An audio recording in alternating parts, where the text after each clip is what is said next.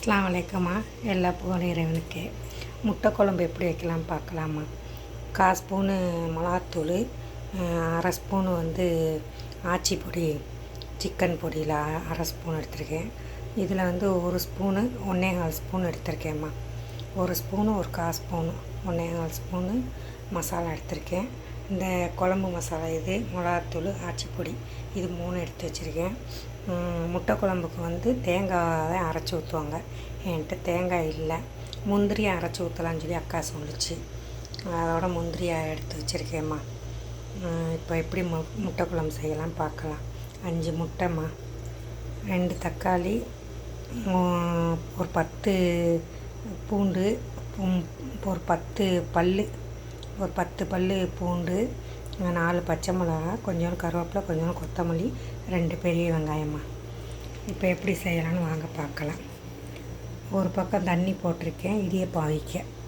இடியப்பமாக அவிச்சு காட்டுறேம்மா எப்படின்னு சொல்லிவிட்டு. சட்டி நல்லா சூடு ஏறிடுச்சுமா. சூடு ஏறினதுக்கப்புறம் நம்ம நல்லெண்ணெய் ஊற்றுவோம். உங்களுக்கு எந்த எண்ணெய் தேவையோ அந்த எண்ணெயை ஊற்றிக்கோங்க.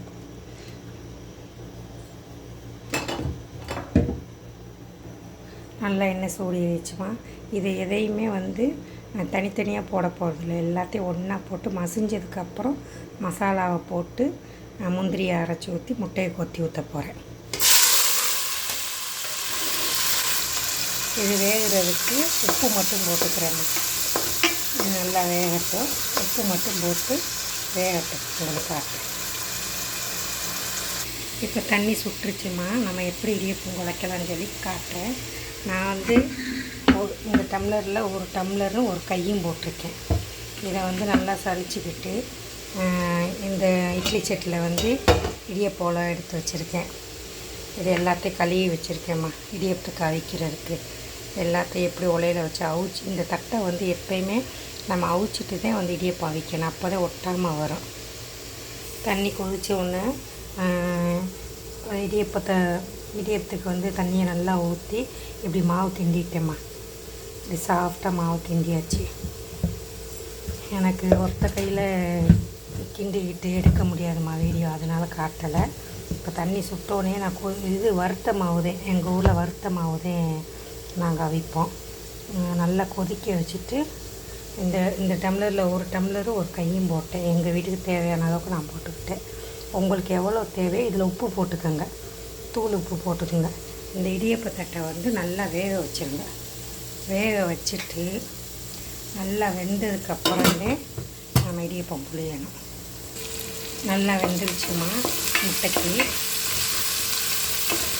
இந்த மசாலாவெல்லாம் போட்டு அப்படியே ஊற்றிடுவோம். அதுக்கப்புறம் முந்திரியை அரைச்சி இந்த மசாலா எடுத்து வச்ச மசாலாவை அப்படியே கொட்டிடுவோங்க.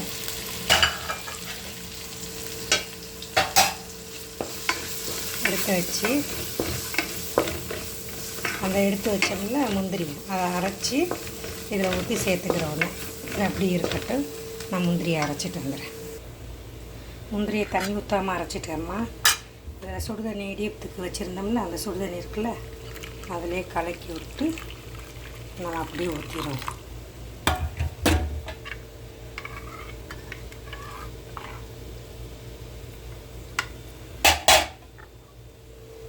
அப்படியே கலக்கி விட்டு இதில் ஊற்றிடுவோம்.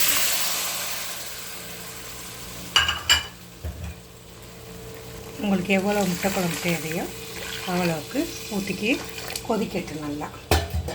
எனக்கு இந்த அளவு போதும். நாங்கள் 2 பேர் தான், எங்களுக்கு இந்த அளவு போதும். இது நல்லா கொதித்து வரட்டும். கொதித்து வந்தோடனே முட்டையை கொத்தி நம்ம ஊற்றிடுவோம். இங்கிட்டு ஒலை கொதிச்சிருச்சு இடியப்போல். நம்ம எடுத்து புனிஞ்சு எப்படி வைக்கலாம், எப்படி வைக்கிறதுன்னு காட்டுறேம்மா. இடியப்பம் புனிஞ்சுக்கலாமா.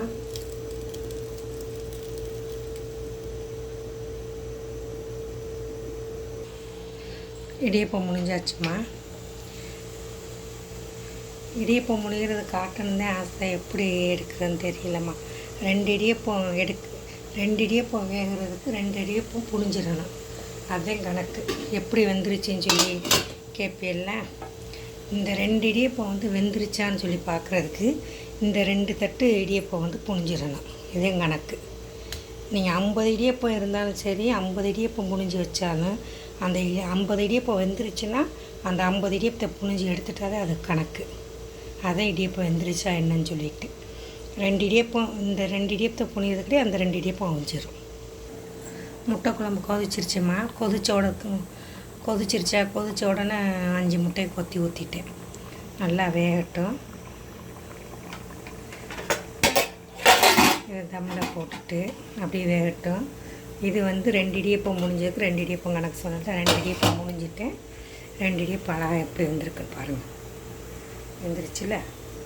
இந்த 2 இடியப்பத்தை எடுத்துட்டு திருப்பி இந்த 2 இடியப்பத்தை வச்சிடணும். திருப்பி 2 இடியப்பம் முனிகிறதுக்கடி இந்த 2 இடியப்பம் வைக்கிறோம். இதேமா கணக்கு. அழகான முட்டை குழம்பும் இடியப்பமும் ரெடிமா. 6 இடியப்பம் எனக்கு இருக்குது. மொத்தம் 8 இடியப்பம் இருக்குமா எனக்கு. அந்த ஒரு டம்ளரும் ஒரு கையும் போட்டதில் எனக்கு 8 இடியப்பம் கிடச்சிருக்கு.